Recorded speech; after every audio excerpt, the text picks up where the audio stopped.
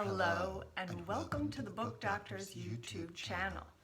Today we are going to talk about the elusive synopsis. Synopsis. Sometimes you're gonna get a request. We want a synopsis for your book. Synopsis is super hard. We hate them. Hate them. They're horrible. They're like bad book reports by ninth graders who don't quite know how to write. And yet they reveal whether you actually have a plot and whether you know how to pace a book. Or if you've lost the plot. Or if you've lost the plot, you got bad pacing. Again, as we say in so many of our videos, if done right, it reveals these things. Yes. We see synopses all the time that are not done well. Yes. So they don't reveal much of anything. And honestly, they do you an enormous disservice because you read a bad synopsis like, wow, I would never want to read that or be in business with this. Right. So for me, the synopsis is it's great if there's some good turns of phrase and all that kind of stuff to show that you're a writer in a synopsis, but it really is about the skeleton of your book so that someone can look at it and say, is it worthwhile me reading to the end of this book? Does it pay off in the end? By the time you're done with the synopsis, you go, oh, it's about a guy who meets a dog, and then the girl happens, and then there's a murder, and then you can actually put what the plot is and the sort of the pacing that it's going to have, the speed you're going to go through this stuff. It's super valuable. It's a good exercise for a writer. It's a great exercise. So I want to tell a story about a client whose book I was developmentally editing this week, and a developmental edit looks at the big picture of a book. The forest. The forest. And there are a lot of great things about the book. The pacing was off. Instead of being something that built, had some like large peaks and valleys that you traveled through, it was like, and you were like, you couldn't keep track of anything. It wasn't right. And this was a romantic thriller. So I looked to the greatest plot and pacing expert of all time. She from whom all emanates. Exactly. The great Jane Austen. And did a synopsis of Pride and Prejudice for my client to show how to do proper pacing and plot. And it was incredible. In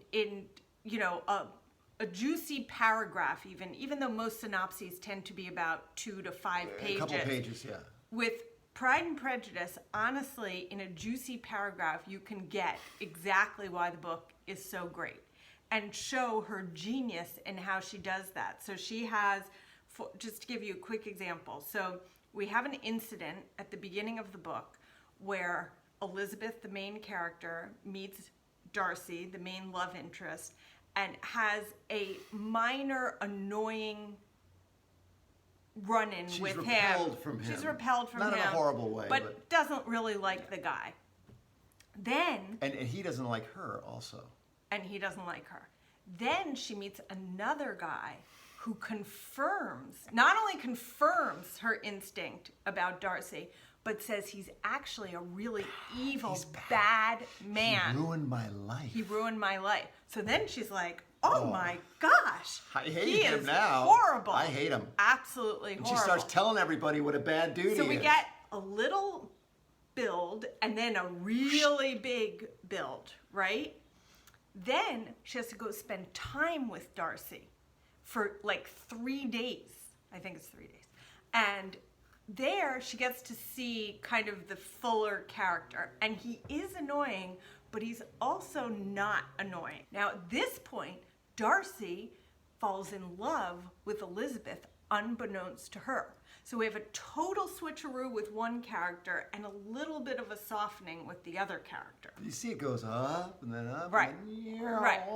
Then we get another meeting of the two of them where he professes his love in the most annoying, obnoxious fashion a person could do it, actually insulting her. I like you in spite of the fact that you're a pauper and your family's a bunch of dimwits. Exactly. So then we have this really weird encounter where she's both like, oh my God, this guy loves me and what an asshole, at the same time. Yes. Then she's because he's in love with her and he is an intriguing character, the wheels obviously start turning. Then she finds out that the guy who told her that Darcy was an asshole is actually not just an asshole, but the devil incarnate. And Darcy comes to the aid of her family in this situation because that guy is run off with her sister and they're not even married or anything. And in this era, you are ruined. Not only are you ruined, the whole family's ruined. So now we have, oh my God, really heightened stuff, and this guy is actually really great, even though he seems like an asshole, and the other guy's a total asshole. So then she sees how great he is. And he never really says, oh, I solved all your problems for you. He just solves all the problems and doesn't take any of the credit. So now who she does that? totally starts to fall for him. Then she meets his sister, who says, oh, I've heard all about you, and I love my brother more than anything in the entire world. He's an awesome dude. And she's the loveliest young woman. She's great. Now she's really falling for him. So we get... wait, there's one more thing. Yeah. Darcy, our romantic hero, his older... I was just about to get to this. So his aunt. So basically we get, okay, now they're both in love. So we hit that moment where we're both in love. The rest of the book, there are some speed bumps. For example, his really obnoxious older aunt who comes and intimidates Elizabeth and says, you are not allowed to marry him. You're low-life scum. Yeah.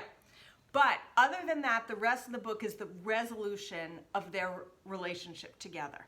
So as you can see, we do get, but it's this great build along the way, the love and then the sweet ending with a few small bumps in there. Right. I mean, there's your plot. Total genius. Yeah.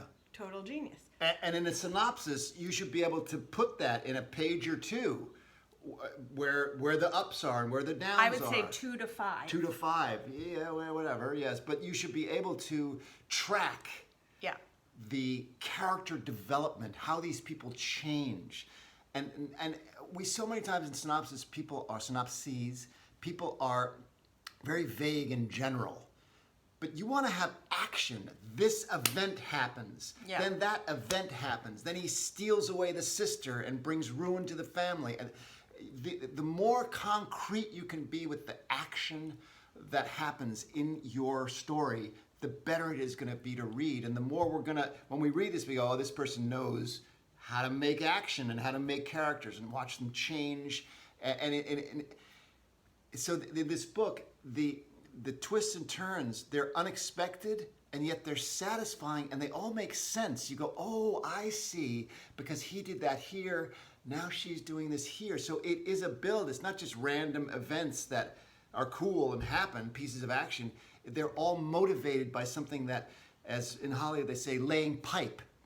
Jane Austen's a great pipe layer. So here's our exercise for you. Yeah. Take your book that is the model for your book, that you are using as either a comp title or is the inspiration for your book, and map out a synopsis for that book. Yeah. It's going to teach you, since it's all in there, how to do it for your book. And if you don't have a model for your book, you should find one, because it's the easiest way to sell a book. I believe we have a video on I that. think we may have a video on that. So that is our lesson on the horrible, obnoxious, annoying synopsis. Yes, and how to make it work for you. How to make it work for you. All right. See you at the bookstore. Is that where he meets her sister? Yeah, where her And sister the goes sister to is visit. super nice and like... No, No, wrong sister. This is Bingley's sister. Oh. Yeah.